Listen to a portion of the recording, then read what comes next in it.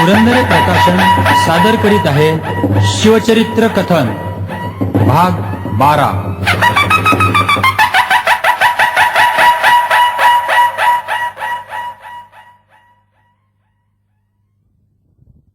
खवास खान कुडाजवळच्या जंगली आणि डोंगरी भागात उतरला होता। वेळ रात्रीची होती। महाराजांनी लांब वरून खानाच्या सैन्याला गराडा टाकला होता। खानाला हे कळलं तो चकितच झाला।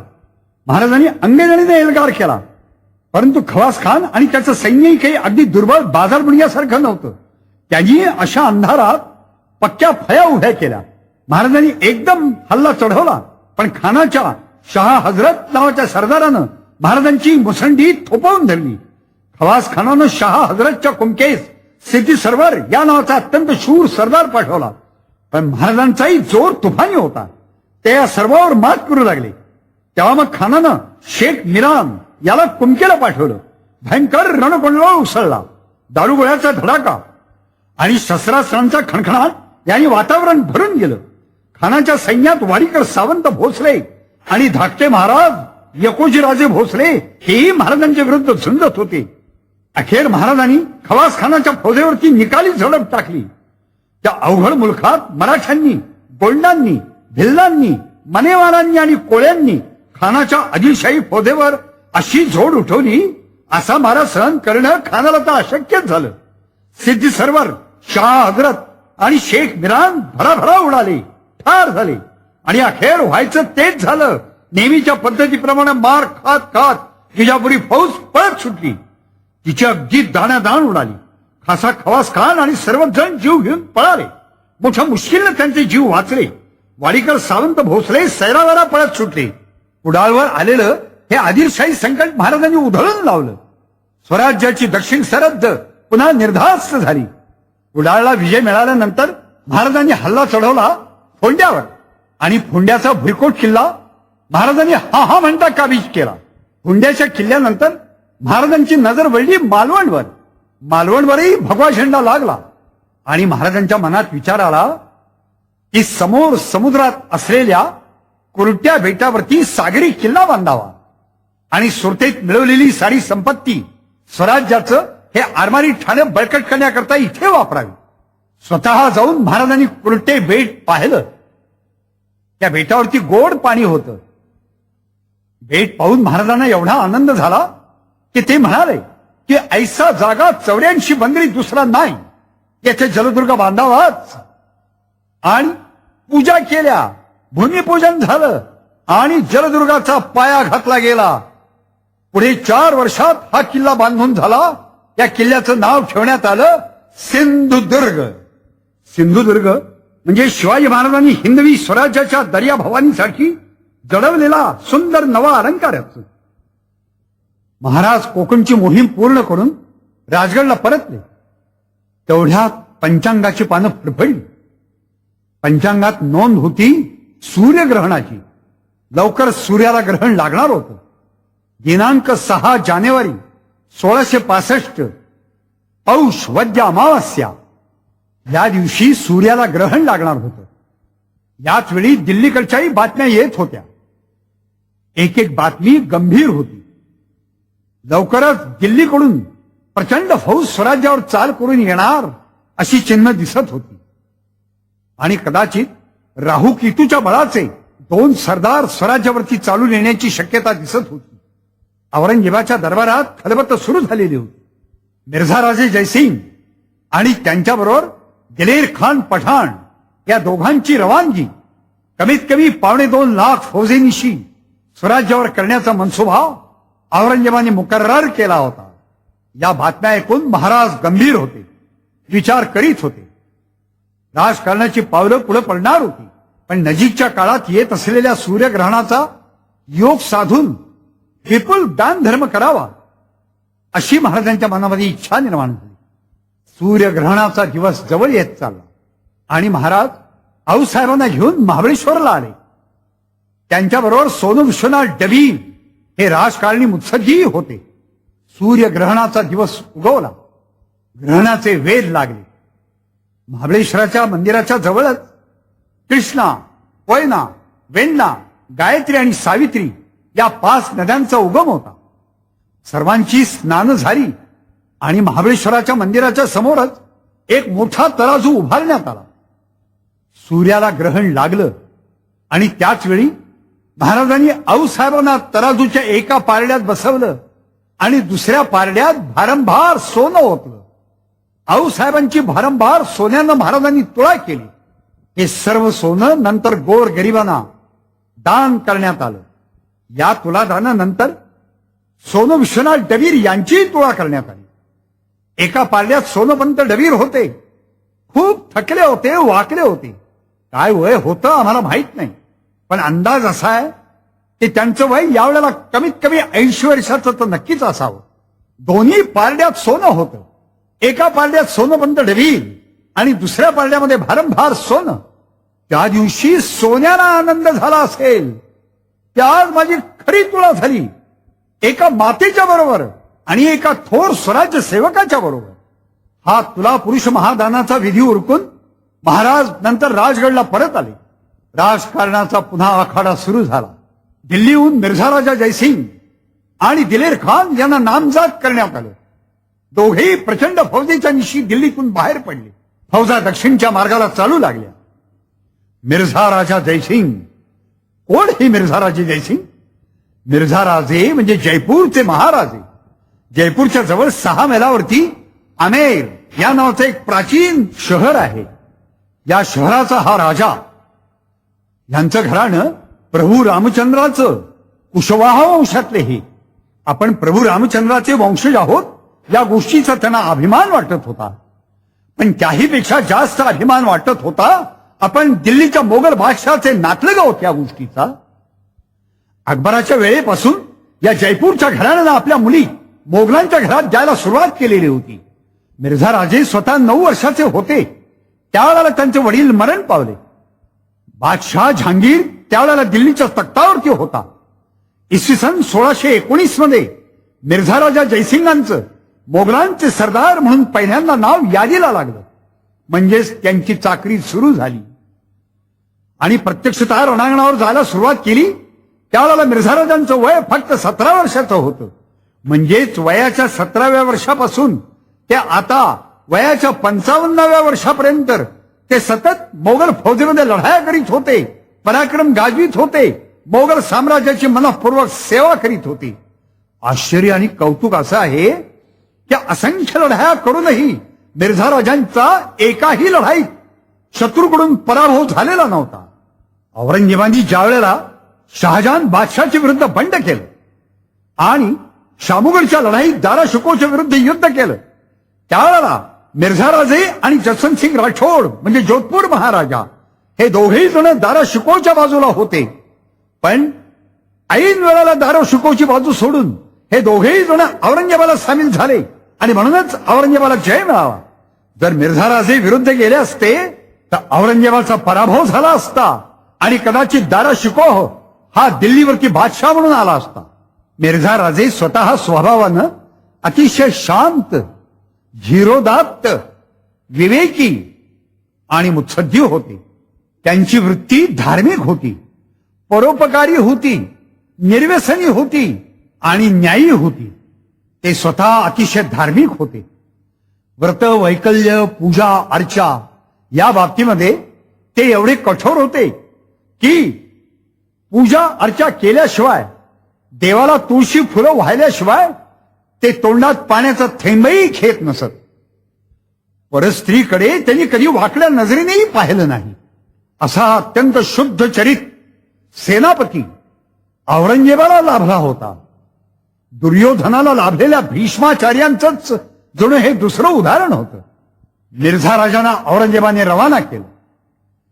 मिर्झा राजे निघाले, पण निघताना त्यांच्या मस्तकावरती एवढी मोठी जबाबदारी येऊन पडली की आजपर्यंत आपण एकाही लढाईत पराभूत झालेलो नाही आणि आता आपण ज्याच्या विरुद्ध चाललेलो आहोत तोही इतका जबरदस्त मनुष्य आहे की त्याच्या विरुद्ध आपल्याला जय मिळालाच पाहिजे. आपला जर का पराभव झाला तर आजपर्यंत मिळालेल्या सर्व यशावरती बोळा फिरणार आहे याची त्यांना जाणीव होती. मिर्झा राजांची मनापासून इच्छा होती की शिवाजी राजाचा पूर्ण पराभव आपल्या हातून व्हावा. शिवाजी राजाचं राज्य जिंकलं जावं आणि आपल्या हातून ते मोगल साम्राज्याला जोडलं जावं. प्रचंड फौज, प्रचंड तोफखाना, उत्कृष्ट दर्जाचे सरदार आणि प्रचंड खजाना घेऊन मिर्झाराजे दक्षिणवरती निघाले. एका बाजूनी ही सारी लष्करी सिद्धता त्यांनी केलेलीच होती, पण दुसऱ्या बाजूला ते परमेश्वराची आराधना करीत होते. निघाल्यानंतर बहुधा नर्मदेच्या काठावरती त्यांनी एक फार मोठा थोरला यज्ञ केला. बगलामुखी काल रात्री या युद्ध देवतेचं त्यांनी हवन केलं. एवढी आराधना चालली होती त्यांची. इच्छा एकच, आपल्याला यश मिळावं आणि आजपर्यंत मिळवलेल्या यशावरती हा कळस चढावा. मिर्झा राजे पावला पावलांनी पुढे सरकत होते आणि मजल दर मजल करीत मिर्झा राजे पुण्यात येऊन दाखल झाले. हा महिना मार्चचा होता. वर्ष होतं इसवी सन 1665. मिर्झा राजांच्या बरोबर त्यांचा कुलोपाध्यायी आला होता. त्याचं नाव होतं रायभान पुरोहित. आणि मिर्झा राजांनी पुण्यामध्ये कोटी लिंगार्चन केलं, म्हणजे शिवाची आराधना. काय चमत्कार आहे पहा. शिवाचा पराभव व्हावा एवढ्याकरता शिवाची आराधना. त्या काळात एखादे विवेकानंद असते तर ते मिर्झा राजाला म्हणाले असते, मिर्झा राजे तुम्ही धर्मद्रोही आहात. मग मिर्झा राजांनी कदाचित नम्रतेने विचारलं असतं, स्वामीजी मी धर्मद्रोही कसा? व्रतवैकल्य, पूजा अर्चा, देवाला तुळशी बेल व्हायल्याशिवाय मी तर पाण्याचा थेंबही तोंडात घालत नाही. स्वामीजी मला कसलंही व्यसन नाही. स्वामीजी मी तर अत्यंत धार्मिक आहे, मग मी धर्मद्रोही कसा? मग त्या विवेकानंदांनी त्यांना म्हटलं असतं, मिर्झा राजे खरा धर्म म्हणजे काय ते तुम्हाला समजलंच नाही. व्रतवैकल्य, नैवेद्य, पूजा अर्चा आणि पंचार्चा यालाच तुम्ही धर्म समजलात. जिथं धर्माचं नेमकं पालन केलं जात आहे त्या शिवाजी राजाला उखडून काढण्याकरता तुम्ही इथं आला आहात आणि केवळ पूजा अर्चा करण्यामध्येच तुम्ही स्वतःला धर्मप्रेमी समजता आहात. इथेच तुमची चूक होती आहे. पण असा कोणी विवेक सांगणारा विवेकानंद त्यांना लाभलाच नाही. तसा जर राजस्थानामध्ये एखादा विवेकानंद जन्माला आला असता तर कदाचित मोगलांचं साम्राज्य दिल्लीला निर्माणच झालं नसतं. आपसात भांडत बसणाऱ्या राजपूत लोकांना सारा हिंदुस्थान आपल्या ताब्यात ठेवावा हीच महत्वाकांक्षा निर्माण झाली असती. मिर्झा राजे जसे पुण्याकडे येऊ लागले तसे महाराजही आपले काही डाव खेळू लागले. महाराजांनी एक प्रथम प्रयत्न करून पाहिला. त्यांनी विजापूरला बादशहाकडे एक वकील पाठवला आणि विनंती केली की या वेळेला दिल्लीहून जी फौज येते ती फौज आमच्या विरुद्ध येत असली तरी ते उद्याचे तुमचे शत्रूच आहेत.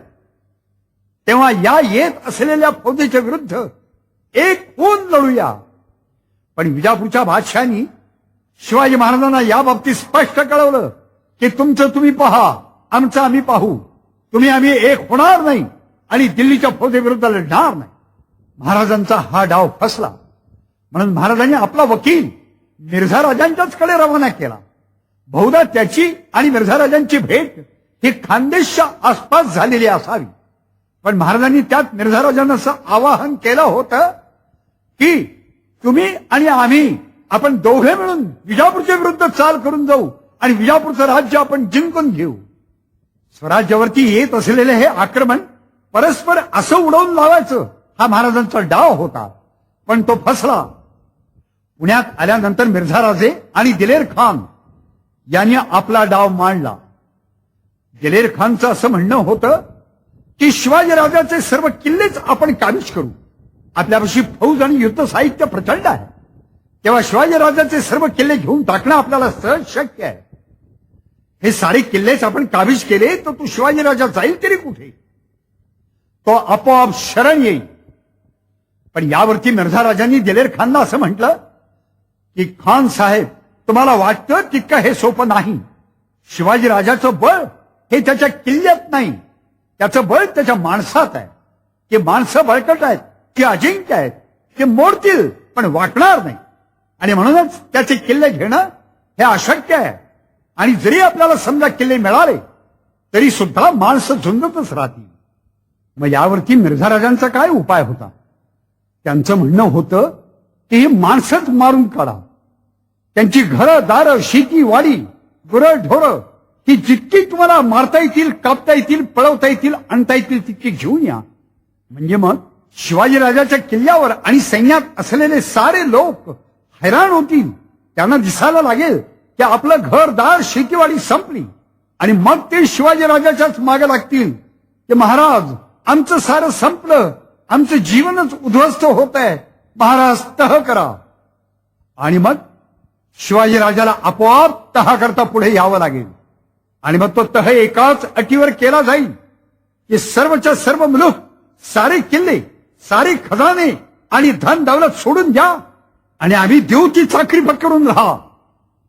आमच्या मेहरबानीवरतीच तुम्हाला जगावं लागेल.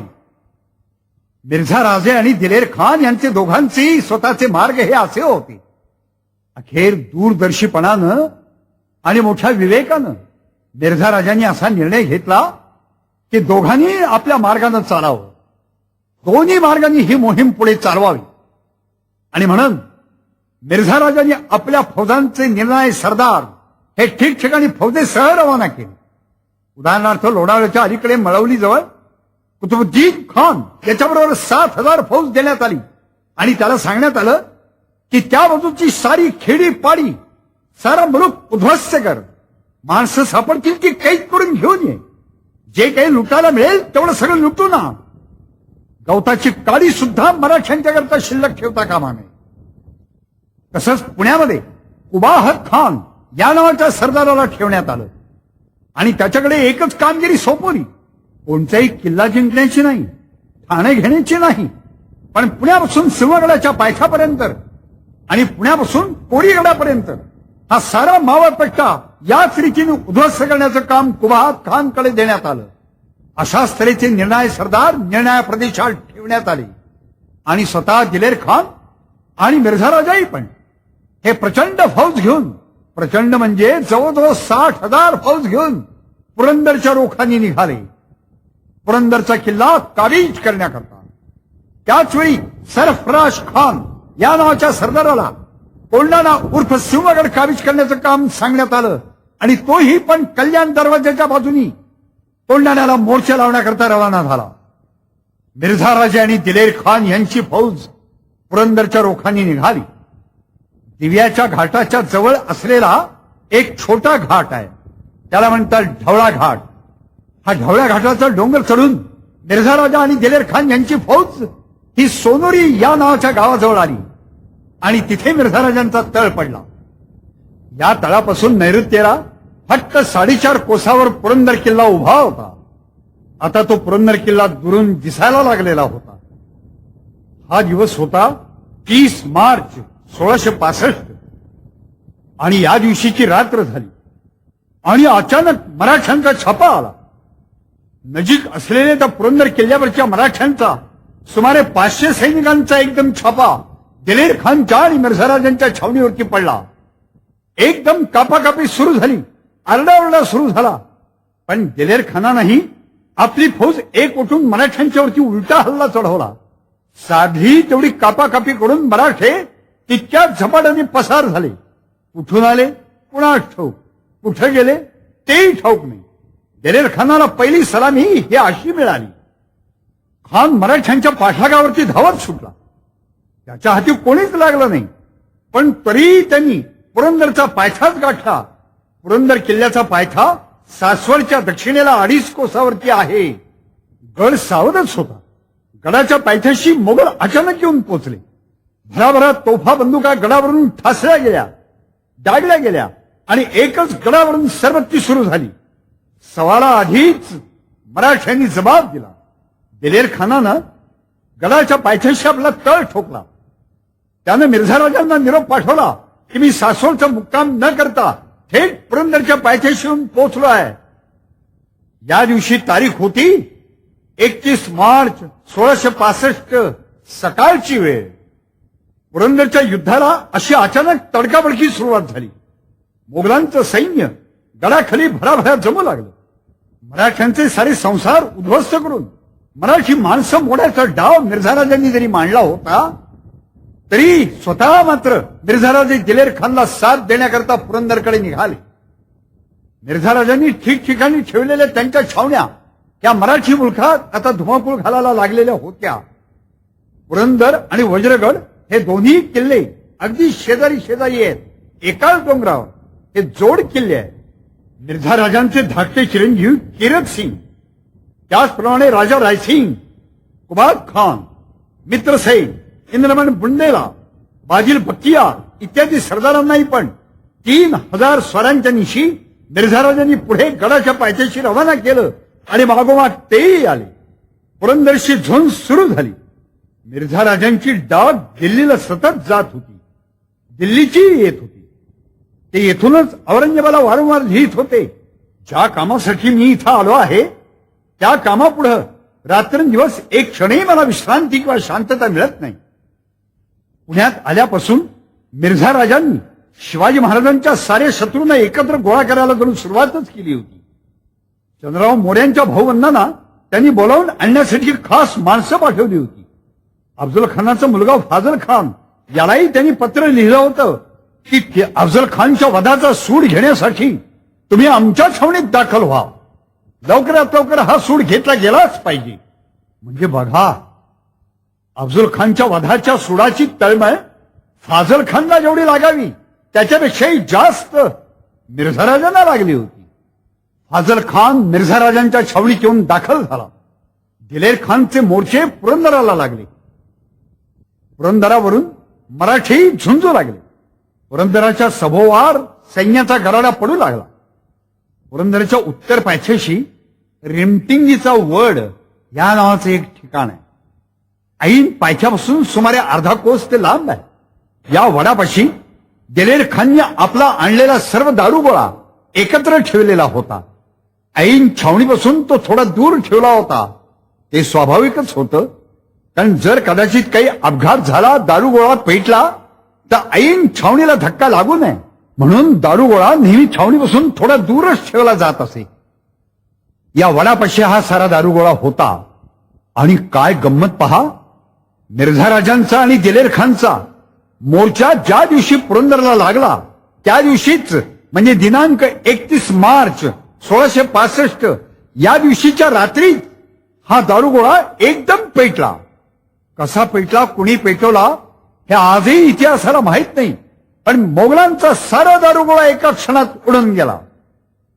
पण दिलेर खान तरी केवढा हट्टी, त्यांनी ताबडतोब घोडेस्वार पुण्याला पाठवले आणि पुण्याच्या केंद्र छावणीकडून त्यांनी 300 उंटावरती मावेल इतका दारूगोळा पुरंदरच्या पायथ्याशी मागवला. आणि हा दारूगोळा दुसऱ्याच दिवशी संध्याकाळी सूर्य मावळाच्या आत गडाच्या पायथ्याशी येऊन पोहोचला. पुरंदरगड ऐन पायथ्यापासून खूप उंच, त्याची उंची आहे 2500 फूट. गडावरून पाहिलं की हत्ती दिसतो एखाद्या म्हशीच्या रेडका एवढा, आणि माणसं तर अक्षरशः करंगळी एवढी. गड फार मोठा, वयानेही मोठा आणि कीर्तीनेही मोठा. या पुरंदर किल्ल्यावरती महाराजांनी आपला किल्लेदार नेमला होता मुरार बाजी देशपांडे. मुरार बाजींच्या हाताखाली 2000 मराठे होते. मराठे पण गडावरती महार सैन्य होतं ना. हो, महार होते, धनगर होते, रामोशी होते, मराठे होते, पण ही सारी माणसं शेवटी मराठीच. जो जो स्वराज्याकरता लढेल तो तो मराठा, आणि जो जो मोगलांच्या बाजूने लढेल तो तो मोगलच. पुरंदर किल्ल्याला बाले किल्ला होता. हा बाले किल्ला तर अत्यंत बुलंद, अतिशय लढाऊ. पुरंदरच्या माचीला अतिशय बळकट असा दरवाजा होता. या दरवाजाला म्हणत असत बिनीचा दरवाजा किंवा ढाल दरवाजा. हा ढाल दरवाजा सांभाळण्याची जबाबदारी होती महार सैनिकांच्यावरती. या दरवाजावरचा झेंडा ही महार मंडळी अशा जिद्दीने सांभाळत होती की एखाद्या सवाष्णीने आपल्या कपाळावरचं कुंकू सांभाळावं. दिलेर खानही हट्टाला पेटलेला होता. लवकरात लवकर पुरंदरचा किल्ला काबीज झालाच पाहिजे असा त्याचा हट्ट होता. त्यांनी आपला डाव फार व्यवस्थित मांडला. पुरंदरच्या खांद्याला खांदा लावून उभा असलेला शेजारचा वज्रगड हा प्रथम काबीज करावा आणि या वज्रगडावरूनच ऐन पुरंदर किल्ल्यावरती तोफांचा मारा सुरू करावा असा दिलेर खानचा डाव होता. आणि म्हणून त्यांनी प्रथम सर्व शक्ती केंद्रित केली ती वज्रगडावर. खानानं आपल्याबरोबर 3 मोठ्या तोफा आणल्या होत्या.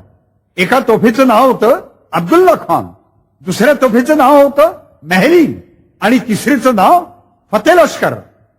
त्या 3 तोफांचा उपयोग करून वज्रगड प्रथम काबीज करायचा आणि नंतर पुढची मोहीम चालू करायची, असा हा एकूण आराखडा होता. वज्रगडावरती 2 सख्खे भाऊ किल्ला सांभाळीत होते. एकाचं नाव होतं यशवंतराव बुवाजी प्रभू आणि दुसऱ्याचं नाव होतं बाबाजी बुवाजी प्रभू.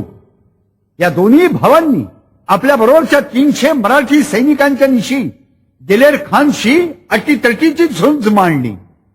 वज्रगडला धक्काही लागू देत नव्हते हे. एकेका दिवसांनी झुंज अधिकच भडकत होती. दिनांक 14 एप्रिल या दिवशी वज्रगडाच्या तटाला खिंडार पडलं.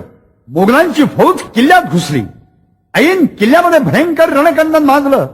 दोन्ही भाऊ लढता लढता मारले गेले आणि वरच्या 300 सैनिकांच्या पैकी 240 सैनिक कापले गेले. 60 सैनिक जखमी झाले पण जगले. दिलेर खाननी या 60 सैनिकांना मारलं नाही, त्यांना किल्ल्याच्या खाली हकलून गेलं आणि किल्ल्यावरती आपलं निशाण लावलं. मोहीम सुरू झाल्यापासून दिलेर खान आणि मिर्झा राजे यांना मिळालेला शिवाजी महाराजांच्या विरुद्ध हा पहिला विजय आहे. आता वज्रगडावरून पुरंदर किल्ल्यावरती मारा सुरू होणार होता, पण त्यांच्या लक्षात आलं की आपल्या तोफांचे गोळे पुरंदरच्या किल्ल्यापर्यंत पोहोचतच नाही. त्याकरता मधली भैरव खिंड काबीज केली पाहिजे. भैरव खिंडीवरही हल्ले सुरू झाले. त्याचप्रमाणे पुरंदर किल्ल्याच्या दक्षिण बाजूला एक दरवाजा होता. या दरवाजाचं नाव होतं फतेह दरवाजा. या फतेह दरवाजातून एकदम बाले किल्ल्यातच प्रवेश करता येत असे. या दरवाजावरतीच तोफांचा मारा करावा आणि दरवाजा काबीज करून आपण एकदम बाले किल्ल्यात प्रवेश करावा, ही दिलेर खानची अटकळ होती आणि ती बरोबरही होती. म्हणून त्यांनी रसूल बेग रोजभानी आणि दाऊद खान कुरेशी या 2 मातब्बर सरदारांना 3 प्रचंड तोफा आणि काही सैन्य देऊन दक्षिणच्या मोर्चावरती नेऊन ठेवलं होतं. त्यांच्या तोफांचे मारे सुरू झालेले होते. 4 दिवस उलटले होते, पण तरी फतेह दरवाजावरती अजून काही परिणाम झालेला नव्हता. पण मध्येच एक विलक्षण गोष्ट घडली. राजगडावरून शिवाजी महाराजांनी आपले सुमारे 200 मावळे दारुगोळा आणि धान्य यांनी भरलेली 200 पोती देऊन पुरंदरावरती पाठवले.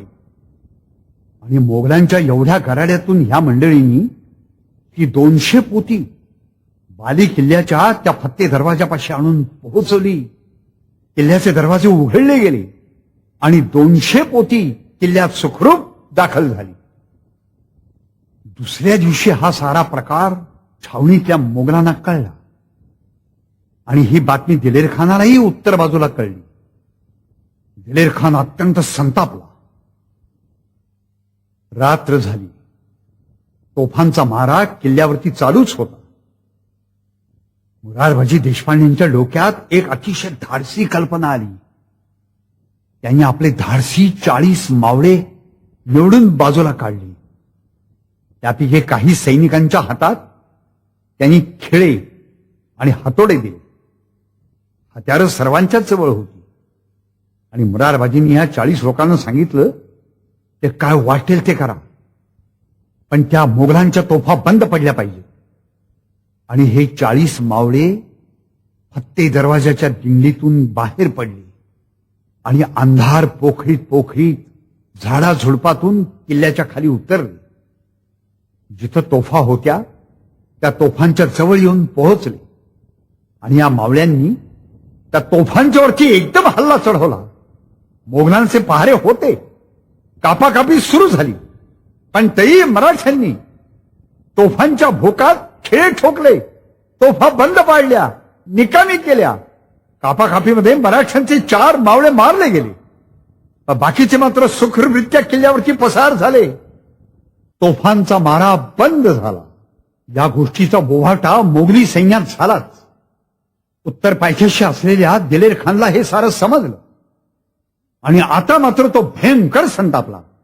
पण आदल्या रात्री 200 पोती धान्य आणि दारुगोळा किल्ल्यावरती पोहोचला आणि आज आज तर तोफाच बंद पडल्या. म्हणजे आमचे सैनिक आणि आमचे सरदार करतायत तरी काय. संतापलेला दिलेर खान घोड्यावर स्वार होऊन ताबडतोब उत्तर बाजूनी वळसा घालून दक्षिण बाजूला आला आणि अत्यंत कठोर शब्दात त्यांनी दाऊद खान कुरेशी आणि रसूलबेग रोजभानी यांची हजेरी घ्यायला सुरुवात केली. म्हणजे आता आपसातच भांडण सुरू झालं. रसूलबेग आणि दाऊद खान या दोघांना बोलायला जागाच नव्हती, कारण खरोखरच त्या दोघांच्या हातूनच ही सारी गलती झालेली होती. पण हे भांडण आपसात होता कामा नये हे लक्षात घेऊन मिर्झा राजे हे स्वतः ताबडतोब मोर्चावरती आले आणि त्यांनी दाऊद खान कुरेशीची परिंड्याच्या किल्ल्याच्या बाजूला बदली केली. एक वज्रगड फक्त दिलेर खानला मिळाला, पण पुरंदर किल्ल्याचा मात्र एक चिराई अजून ढासळलेला नव्हता. सर्व बाजूनी घनघोर युद्ध चालूच होतं. मुरारबाजी आणि त्यांचे सगळे सैनिक हे जीवापाड धडपड करीत होते पुरंदरच्या रक्षणाकरता. मोगलांचा एक सरदार सरफराज खान हा दिलेर खानच्या हुकमानं सिंहगडच्या मोर्चावरती उभा होता. सिंहगडलाही त्याचे मोर्चे लागलेले होते आणि प्रचंड हल्ले गडावरती चालू होते. यावेळेला सिंहगडावरती आऊसाहेब होत्या. सिंहगड मोडतही नव्हता आणि वाकतही नव्हता. मावळातल्या अनेक गावावरती मिर्झा राजा जयसिंगांचे सरदार हल्ले चढवित होते आणि खेडीच्या खेडी उद्ध्वस्त करीत होते. भोरच्या परिसरातील 50 खेडी एका दिवशी मोगलांनी उद्ध्वस्त केली. पुण्याखालच्या 12 मावळात हा धुमाकूळ चालू होता. माणसं पकडून आणून मोगलांच्या छावणीत वेठीला धरली जात होती. गुरंढोरं पळवली जात होती. जेवढं म्हणून लुटून नेता येणं शक्य होतं तेवढं मोगल लुटून नेत होते. पण कोणत्याही मावळी मनात हा विचार येत नव्हता की शिवाजी राजाकडे जाऊन तक्रार करावी, म्हणावं की आता आमचे संसार वाचवा, शरण जा, निदान तह तरी करा. हे मोगलांचं एवढं मोठं मोहोळ साऱ्या मावळी मुलखावरती उठलं असताना महाराजांचे सारे सरदार आणि प्रत्यक्ष महाराज काय करीत होते. ज्या ज्या बाजूनी मोगली छावण्यावरती छापा घालणं शक्य होतं त्या त्या बाजूला मराठी सैन्य छापे घालीत होतं. पण शेवटी माणसांचं बळ कमी पडत होतं. दिलेर खानाचंही कौतुक करावं तितकं थोडं आहे बरं. तोही अशा जिद्दीनं आणि निष्ठेनं लढत होता की त्याला विश्रांती सोसतच नव्हती. तो आता पुरंदरच्या ऐन सर दरवाजावरती सुलतान ढवा करण्याच्या तयारीला लागला होता. पुरंदरचं युद्ध सुरू होऊन 1.5 महिना झाला होता आणि मुरारबाजी देशपांड्यांच्या डोक्यात एक भयंकर योजना आली. ती निर्वाणीचीच होती. तो एक प्रकारचा राजपुती जोहारच होता. मुरारबाजींनी आपल्या सैन्यातून एकूण 700 निवडक मराठे बाजूला काढले आणि या लोकांच्या निशी पुरंदरचे दरवाजे भर दिवसा उघडून खाली दिलेर खानच्या फौजेवरती हल्ला करायचा आणि सारी कोंडीच उधळून लावायची. हा डाव मुरारबाजींच्या डोक्यात आला होता. पूर्वी अशाच तऱ्हेचा एक हल्ला सिंहगडच्या किल्लेदारांना मोगलांच्यावरती केला होता आणि तो यशस्वी झाला होता. बहुधा तीच कल्पना मनामध्ये धरून मुरारबाजींनी यावेळेला हा डाव मनात योजलेला असावा. दिलेर खानच्या फौजेत बेहले या नावाची एक जमात होती. ही जमात अतिशय शूर होती. या लोकांचा एकदम सुलतान ढवा ऐन किल्ल्याच्या दरवाजावरती करायचा असा बेत खाली दिलेर खानच्या मनात आलेला होता. तो त्या तयारीत होता.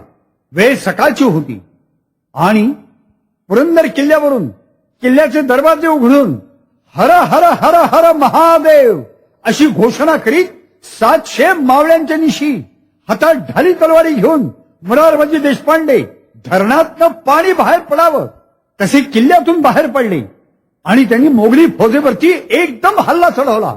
तो हल्ला इतका भयंकर होता की जो त्यांच्या तडाख्यात सापडला तो मेलाच. माणसांचे प्राण वसूल करीत जणू मराठ्यांच्या तलवारी फिरत होत्या. हे रणकंदन भयानक होतं. कुरुक्षेत्रावरती अभिमन्यू जसा लढला तसंच मुरारबाजींचं हे शौर्य होतं. दिलेर खानला आणि इतर मोगली सैनिकांना कल्पनाही नव्हती की असा हल्ला किल्ल्यावरून आपल्यावरती येईल. दिलेर खान उत्तर पायथ्याशी जरा उंचट भागावरती आपल्या सैनिकांना आणि सरदारांना मार्गदर्शन करीत होता. कोणत्या बाजूनी कसा हल्ला चढवायचा त्याच्या योजना तो करीत होता. आणि एवढ्यात समोरून प्रचंड मराठ्यांची झुंड ही त्याच्या अंगावरती येत असलेली त्याला आणि सर्वांनाच दिसली. प्रचंड कल्लोळ उसळला. आरडाओरडा आणि किंकाळ्या उठल्या आणि मोगली सैन्यात एकदम धावपळ सुरू झाली. मुरारबाजीचा तो भयंकर आवेश दिलेर खानला दिसत होता. त्यांनी भराभरा हुकूम सोडून मराठ्यांच्यावरती हल्ला सुरू केला. मोगलांचाही हल्ला भयानक होता. रणकंदन पुरंदरच्या उतारावरती सुरू झालं. पहिल्या झपाट्यात मोगलांचे 500 लोक कापले गेले आणि मराठी सैनिकही सुमारे 200 कापले गेले. मुरारबाजीवरती मोहोळ उठावं तद्वत मोगलांचा हल्ला सर्व बाजूंनी चाललेला होता. हा सारा प्रकार दिलेर खानला दिसत होता. क्षणभर तो विसरलाच की हे युद्ध आहे. तो बघतच राहिला. असं विलक्षण शौर्य त्यांनी आजपर्यंत कधी हयातीत पाहिलेलं नव्हतं. तो थक्क झाला. मुरारबाजी देशपांडे रक्तात अक्षरशः निथळत होते. जणू आगीचं तांडव चाललं होतं. मुरारबाजींना उद्देशून दिलेर खान म्हणाला, ऐक किल्लेदार, ठहरो ठहरो. आणि हल्ला करणाऱ्या आपल्या मोगली सैनिकांना दिलेर खानाने मागे हटायला सांगितलं. सैनिकही हटले आणि मुरारबाजींना उद्देशून दिलेर खान म्हणाला, अय बहादुर, तुम्हारी बहादुरी देखकर हम निहायत खुश हुए. तुम हमारे साथ चलो, हम तुम्हारी शान रखेंगे. शाबाज शाबाज बहादुर. पण खानाचे हे शब्द ऐकून तर मुरारबाजी देशपांडे भयंकर संतापले. अपमान. मुरारबाजींच्या निष्ठेचा तो भयंकर अपमान होता. त्यांचे जळजळीत डोळे जणू राजकडाकडे दृष्टी फेकीत ओरडत होते, महाराज, हा पहा तुमचा दुश्मन या मुरारबाजीला फितुरी शिकवतोय. तू या खानाच्या इनामा बक्षिसावर महाराजांच्या कंठातले मोती महाराजांचा कंठ सोडून शत्रूच्या गळ्यात कशाला पडतील. चांद्रसेनीय कायस्थ प्रभूंची अवलाद आहे ही, की खानाला सामील होईल. या मुरारबाजीला खानाची जागीर नको, इनाम नको, बक्षीस नको, खानाचं मुंडकं हवंय, मुंडकं मुंडकं. मुरारबाजी चिडून खानाला म्हणाले, तुझा कौल म्हणजे काय? मी शिवाजी राजाचा शिपाई तुझा कौल घेतो की काय? आणि संतापून सू सू करीत ते थेट खानावरच तुटून पडले. फितुरी पक्वान्नाचं ताट दिलेर खानानं मुरारबाजींच्या पुढे केलं होतं. पण मुरारबाजींच्या जिभेला पाणी सुटण्याऐवजी त्यांच्या तलवारीलाच पाणी सुटलं. भूक भडकली. मुरारबाजींची शमशेर फिरू लागली. खानाचं औदार्य संपलं. पुन्हा धुमश्चक्री सुरू झाली. खानानं घाईघाईनं आपला धनुष्यबाण अडवला. खानानं धनुष्याची प्रत्यंच्या कानापर्यंत खेचली. शिवचैतन्य समोर तांडव करीत होतं. सर सुई सुई करीत खानाचा बाण सुटला. एकदम मुरारबाजींच्या तो कंठात घुसला आणि निष्ठेची ती मान छेदली गेली. प्राण निघून गेले. मुरारबाजींचा देह पुरंदर किल्ल्याच्या मांडीवर कोसळला. मुरारबाजींच्या या युद्धात एकूण माणसं मरण किती पावली? मराठ्यांचे 300 सैनिक मेले आणि दिलेर खानचे 500 हशम मेले. मुरारबाजी पडले. स्वराज्याचा दौलत बंकी गेला. दिलेर खान महाराजांचा आणि महाराष्ट्राच्या स्वराज्याचा वैरी होता. तरीही तो मोठा दिलदार होता, यात काही शंकाच नाही. तो खरा मर्द होता. मर्दाची किंमत मर्दालाच समजते. मुरारबाजी ठार झाल्यावर खानानं आश्चर्यानं थक्क होऊन मोठ्या गौरवानं म्हटलं, यह कैसा सिपाही खुदा ने पैदा किया. मुरारबाजी किल्लेदार पडले, पण तरीही पुरंदर किल्ला पहिल्या दिवसा इतक्या जिद्दीने झुंजतच राहिला. गडावरच्या लोकांनी म्हटलं, एक मुरारबाजी पडिले म्हणून काय झाले, आम्ही तो झुंजतोच आहोत. खानास गड देणार नाही. आणि पुरंदरगड तितक्या जिद्दीने पुन्हा झुंजतच राहिला. तिकडे सिंहगडही तसाच झुंजत होता. मोगलांशी युद्ध सुरू होऊन 2 महिने होऊन गेले होते. तरीही मराठे दमत नव्हते, मोगलही हटत नव्हते. दोघेही इरेला पडले होते. महाराजांना मात्र दिसत होतं की सतत गेली 16 वर्ष युद्धच चाललंय. शत्रूला नवी कुमक येऊ शकते, पण आपल्या स्वराज्यात मात्र आहे तीच माणसं सतत सतत झुंजतायत. त्यांना थोडी तरी विश्रांती हवी. मिर्झा राजांनी जे युद्धतंत्र अवलंबलं होतं तेही विलक्षण होतं. घरं दारं शेतीवाडी जाळून टाकायची, मराठ्यांना गुलाम करून विखेला धरायचं, काहीही शिल्लक ठेवायचं नाही. हे तंत्र महाराजांना दिसत होतं, पण बघवत नव्हतं. आपल्या लोकांचे संसार उद्ध्वस्त होत आहेत. बिचारे काहीही बोलत नाही. घरदारं उद्ध्वस्त होत असताना त्याच घरातली पुरुष मंडळी कुठेतरी आपल्या छावणीत किंवा किल्ल्यावर शत्रूशी झुंजतायत. आपणच याचा विचार केला पाहिजे. 4 दिवस ही लढाई थांबली पाहिजे. अगदीच वेगळ्या तंत्रानं झुंजणारा हा मिर्झा राजा जयसिंग एकदा परत गेला म्हणजे पुन्हा आपण गेलेले सारे किल्ले आणि नवीन घ्यायचे तेही किल्ले आपण घेऊ. पण आता 4 दिवस थांबावं हा विचार महाराजांच्या मनात आला आणि महाराजांनी आपला वकील मिर्झा राजांच्याकडे बोलणी करण्याकरता रवाना केला. हा दिवस होता दिनांक 9 जून 1665. रघुनाथ बल्लाळ कोरडे हे महाराजांचे वकील पुरंदरच्या पायथ्याशी नारायण पेठ या गावाच्या जवळ मिर्झा राजांचा तळ पडला होता त्या तळावर येऊन दाखल झाले. वकिलानं महाराजांच्या वतीनं मिर्झा राजांना म्हटलं की महाराज आपल्याशी तह करायला तयार आहेत. आपणास खंडणी द्यायलाही तयार आहेत. आमच्या किल्ल्यांपैकी 2 किल्लेही ते आपल्याला देतील. पण मिर्झा राजांनी साफ उलटा जबाब दिला. त्यांनी म्हटलं बादशाही फौज आकाशातील ताऱ्यांप्रमाणे असंख्य आहे. तुमचा पाडाव करण्यासाठी ती इथं आली आहे. तुमचा डोंगराळ आणि खडकाळ मुलूक तिला अजिंक्य नाही. आमच्या घोड्यांच्या टापाखाली कसल्याही अवघड मुलखाची धुळदाण होऊन जाईल. तुम्हाला जर जीव वाचवायचा असेल तर हजरत बादशाह आलमगीर यांची गुलामगिरी पत्करून तुम्ही शरण या. अशी गुलामगिरी करण्यातच आमच्यासारख्या सरदारांनाही भूषण वाटतं. आता तुम्ही आपल्या किल्ल्यांची आणि डोंगरांची आशा सोडा. असं न कराल तर आपल्याच हातानं तुम्ही आपली खरारी करून घ्याल, नाश करून घ्याल. पाहिलं मिर्झा राजांचा एक एक शब्द किती विषारी होता. स्वत्वहीन स्वाभिमान शून्य गुलाम. गुलामगिरीचं हे विष मिर्झा राजांच्या रोम रोमात भिनलं होतं. औरंगजेबाच्या गुलामगिरीतच त्यांना भूषण वाटत होतं. धन्य धन्य. कुणीकडे ते महाराणा प्रताप सिंह आणि कुणीकडे हे मिर्झा राजे जयसिंग. या देशात जयचंद राठोड, मानसिंग आणि मिर्झा राजे जन्माला येणं हा इथला निसर्ग आहे. आणि शिवाजी राजे, मुरारबाजी देशपांडे आणि बाजी प्रभू इथं जन्माला येणं हा इथं अपघात आहे. महाराजांच्या आवाहनाला मिर्झा राजांनी दिलेला जबाब महाराजांच्यापर्यंत जाऊन राजगडावर पोहोचला. महाराजांना अतिशय वाईट वाटलं. मिर्झा राजांच्या या वागणुकीचं आणि या राजकारणाचं महाराजांना आश्चर्य वाटत होतं. आता कोणचा डाव खेळावा हेच त्यांना समजत नव्हतं. रोज काही ना काहीतरी मोगली हल्ल्याची व अत्याचाराची खबर गडावर येत होती.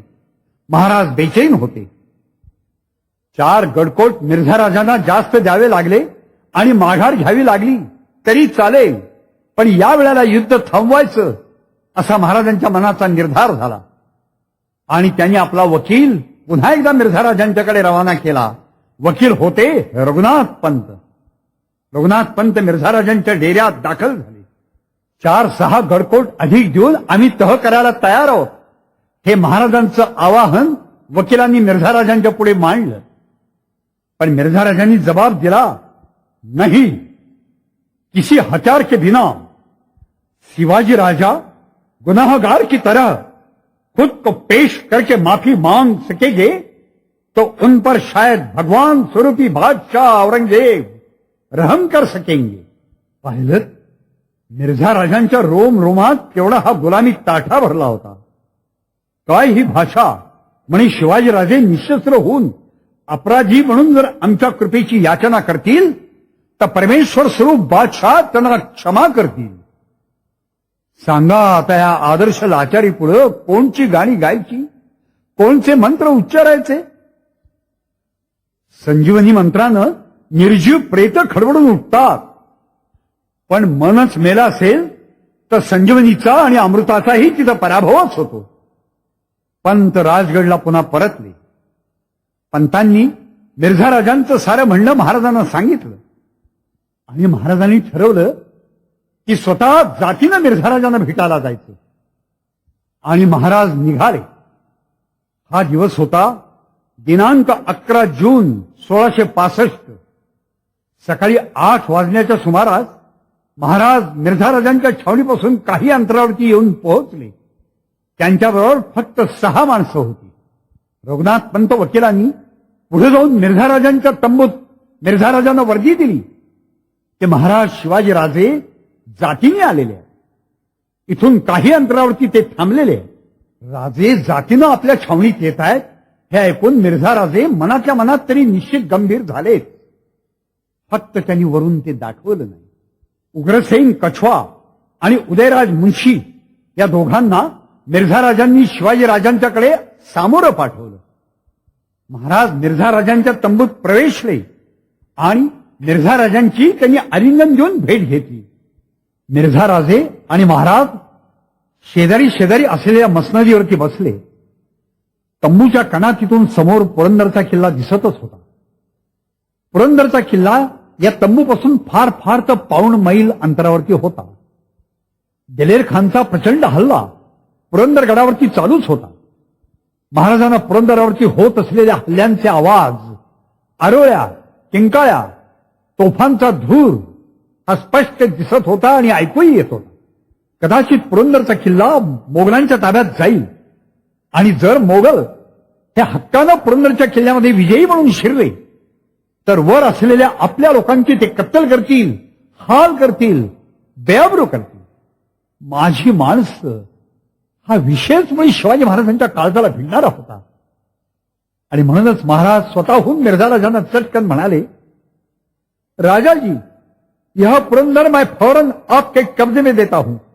पुरंदर के हमारे लोगों की कत्ल न कीजिए.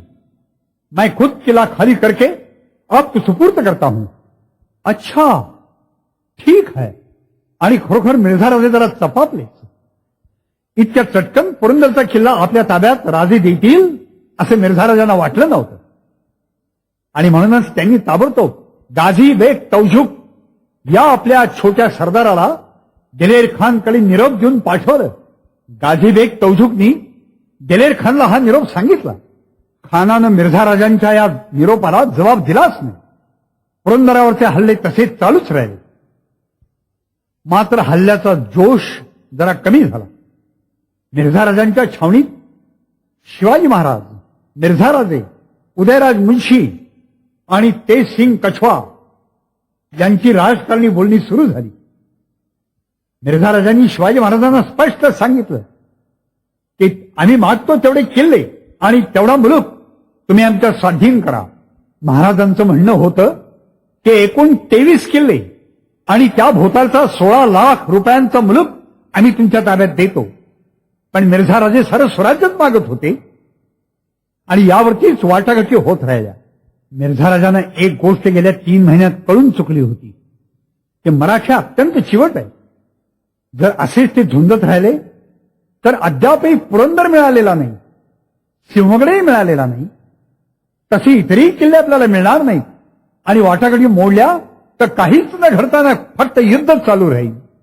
कारण दुसरी एक धास्ती मिर्झा राजांना वाटत होती की जर विजापूरचा आदिलशहा शिवाजी राजांना सामील झाला किंवा मदतीला उभा राहिला तर हे सारंच प्रकरण आणखीन चिघळेल आणि आपलं यश दुरावे.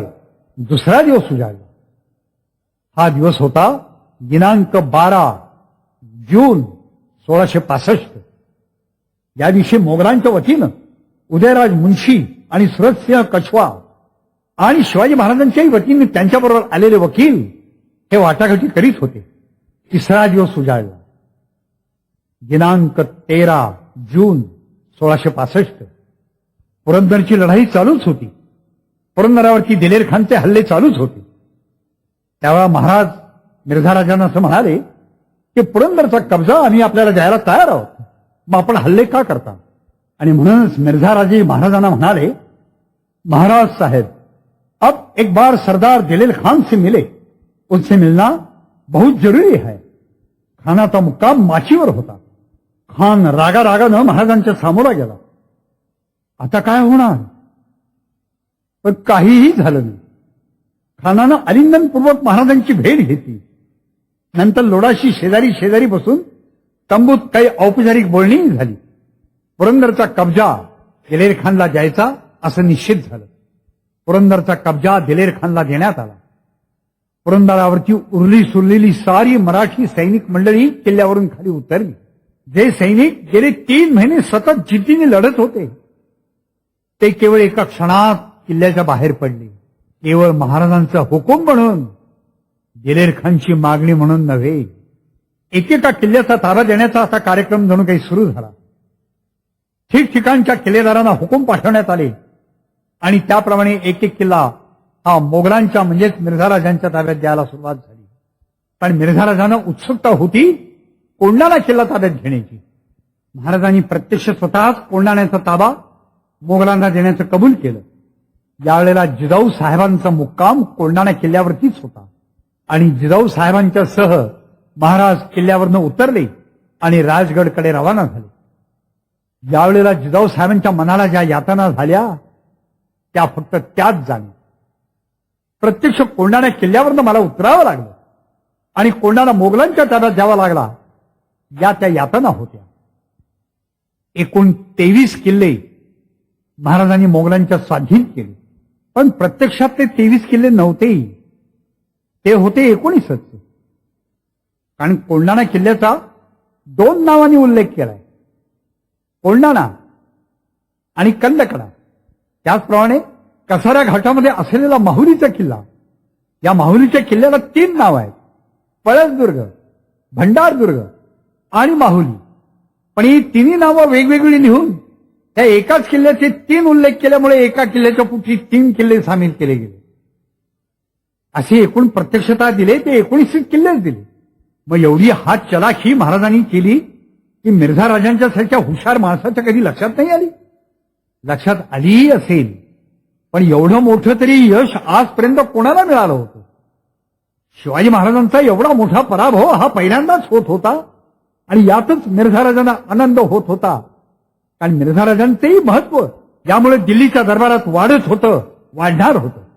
या पुरंदरच्या तहाप्रमाणे एकूण 5 गोष्टी ठरल्या. त्यात 23 किल्ले आणि भोतालचा मुलूक मोगलांच्या ताब्यात घ्यायचा, हे पहिलं कलम. ज्या ज्यावेळी मोगलांचा दक्षिणेतील सुभेदार महाराजांना सांगेल त्याच्यावेळी महाराजांनी 12,000 घोडेस्वारांच्या निशी त्याच्या मदतीला जायचं, हे दुसरं कलम. शिवाजी राजांचे पुत्र संभाजी राजे यांना 5,000ची मनसबदारी द्यावी, पण संभाजी राजे लहान असल्यामुळं त्यांचे प्रतिनिधी म्हणून नेताजी पालकर यांनी दख्खनच्या सुभेदाराच्या हाताखाली चाकरीस राहावं, हे तिसरं कलम. विजापूरकरांच्या अंमलातील तळ कोकणचा आणि बालेघाटावरचा मुलूक जिंकून घेतल्यानंतर शिवाजी राजांच्या ताब्यातच ठेवण्यास बादशाहांनी मंजुरी द्यावी आणि त्याबद्दल शिवाजी राजांनी दरवर्षी 3 लाख होन याप्रमाणे एकूण 40 लाख होनांची पेशकश बादशाह द्यावी, हे शेवटचं कलम. आता फक्त या पुरंदरच्या तहावरती दिल्लीहून बादशाहांच्या मान्यतेचं फरमान आलं की त्याचा अंत्यविधी पुरा झाला असं समजायचं. त्याचप्रमाणे शिवाजी महाराजांनाही पण कृपेचं पत्र येणं हाही एक फार मोठा विधीच होता. आणि हे फरमान ज्या दिवशी येईल त्या दिवशी शिवाजी राजांनी अनवाणी ते फरमान स्वीकारण्याकरता कमीत कमी 3 मैल पायी चालत जायचं आणि ते फरमान स्वीकारायचं. ते स्वीकारलेलं फरमान डोक्यावरती घेऊन स्वतःच्या मुक्कामावरती यायचं आणि एका तंबूमध्ये ते फरमान वाचण्याचा मग समारंभ व्हायचा. याला म्हणायचं फरमानबाडी. हा सगळा गुलामगिरीचा सोहळा शिवाजी महाराजांच्या वाट्याला येणार होता. फक्त त्याचा मुहूर्तच ठरायचा होता आणि अखेर तो ठरला. दिनांक 30 सप्टेंबर 1665 या दिवशी हे फरमान महाराजांच्याकडे आले. महाराजांनी याच पद्धतीने चालत जाऊन ते फरमान स्वीकारलं आणि हा गुलामगिरीचा सोहळा पार पडला. महाराजांच्या आयुष्यातला हा अत्यंत दुःखाचा दिवस म्हणावा लागेल. ते गुडघे टेकून बादशाचं फरमान त्यांना स्वीकारावं लागलं. पण निरुपाय होता. पांडवांनाही असा काळ सोसावा लागलाच होता ना. आणि एक दिवस आश्चर्यजनक अशी एक बातमी त्यांना येऊन पोहोचली. ती बातमी होती मिर्झा राजांच्या निमंत्रणाची. मिर्झा राजांचा मुक्काम पुरंदरच्या पायथ्याशीच होता. मिर्झा राजांच्या निमंत्रणाप्रमाणे महाराज पुरंदरच्या पायथ्याशी येऊन पोहोचले. मिर्झा राजांनी शिवाजी महाराज आल्यानंतर महाराजांना म्हटलं, महाराज आपल्या अत्यंत हिताची गोष्ट सांगण्याकरता मी आपल्याला मुद्दाम बोलवलंय. हिताची गोष्ट कोणची? मिर्झा राजांनी म्हटलं की महाराज आपण बादशाहला भेटण्याकरता दिल्लीला चला. शिवाजी महाराजांनी बादशाह औरंगजेबाला भेटायला दिल्लीला यावं ही कल्पना वस्तुतः ही मिर्झा राजांची नव्हतीच. ही कल्पना होती उदयराज मुन्शीची. उदयराज मुन्शी हा मिर्झा राजांचा चिटणीस. त्याच्या डोक्यात ही कल्पना आली की जर शिवाजी राजे हे दिल्लीला आले आणि औरंगजेब बादशाहनं भेटले तर याच्यामध्ये मिर्झा राजांचेही पण फार मोठे हित होईल, औरंगजेब बादशाहचंही होईल आणि ज्या शिवाजी राजांच्या बद्दल आता मिर्झा राजांनाही काही आदर वाटतोय त्या शिवाजी राजांचेही काही हित होईल. असं तिघांचेही हित करणारी अशी ही कल्पना होती. तिघांचेही हित कसं? जर शिवाजी महाराज औरंगजेब बादशाहना भेटायला आले तर औरंगजेब बादशाह आणि शिवाजी महाराज यांचा अतिशय जिव्हाळ्याचा असा एखादा तह होईल. कदाचित दक्षिणची सुभेदारी बादशाह कृपा करून शिवाजी महाराजांच्याकडे सोपवतील आणि आत्ता स्वराज्य स्वराज्य म्हणून जेवढा महाराजांच्याकडे मुलूक आहे त्याच्यापेक्षाही मोठा पण जहागिरीच्या रूपानं हा प्रदेश हा शिवाजीराजांच्याकडे येईल. उत्तर हिंदुस्थानात येणाऱ्या वारंवार स्वाऱ्या या थांबतील. हा शिवाजी महाराजांचा फायदा. आणि शिवाजी राजांच्या सारखा जबरदस्त दक्षिणेतला शत्रू हा जर थंड झाला, जर युद्धापासून परावृत्त झाला आणि मोगल साम्राज्याला दक्षिणेकडे जर स्वस्थता लाभली तर हा औरंगजेब बादशाहांचा फायदा. असा हा तिहेरी फायदा. पण त्यात मिर्झा राजांचा फायदा सर्वात जास्त की कधी कुणापुढे आजपर्यंत न वाकलेला न शरण गेलेला शिवाजी राजा हा जर प्रत्यक्ष औरंगजेब बादशाहांच्या पुढे आला तर रिवाजाप्रमाणे त्याला बादशाहांना मुजरा करावा लागेल आणि तो जर मुजरा घडला तर एवढं मोठं यश मिर्झा राजांच्या पुढे मिळालं. हा मिर्झा राजांचा मोठेपणा हा आणखीनच दिल्ली दरबारात वाढेल. हा मिर्झा राजांचा फायदा. महाराजही पण ह्या गोष्टीवर विचार करायला लागले. मिर्झा राजे त्यांना वचन देत होते की महाराज आपण चिंताच करू नका. आपण जर आलात तर प्रत्यक्ष माझा मुलगा रामसिंग हा तिथं आहे. मी तुळशीची पानं हातामध्ये घेऊन शपथ देतो की आपल्या केसालाही धक्का लागणार नाही. आपण सुखरूप जाल, सुखरूप याल. झाला तर फायदाच, तोटा नाहीच.